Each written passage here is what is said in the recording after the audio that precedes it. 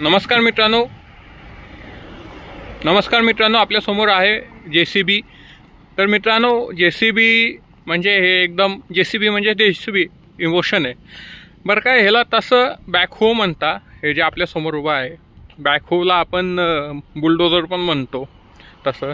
तर ह्याचं multiple applications आहे। ह्याच्यामध्ये ही AC केबिन येते। मी ह्याच्या ड्रायव्हरला विचारलं होतं तर म्हटलं की नाही AC केबिनवाला आहे बरं का।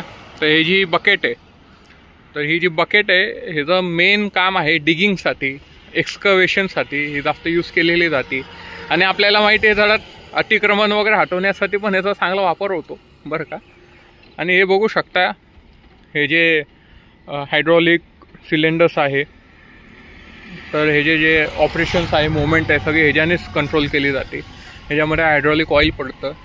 तर ह्याचं तुम्ही बघणार तर हे जी बकेटची एक मुवमेंट असते खाली वर अशी, हे जी एक मुवमेंट आहे बूमची, आणि हे जी एक मुवमेंट आहे ह्या दुसऱ्या बूमची। तर हे 3 मुवमेंट झाले आणि हे जी एक मुवमेंट आहे, तर हे 4 मुवमेंटवाला ह्याचं बकेट आणि बाकीची सिस्टम आहे सगळी।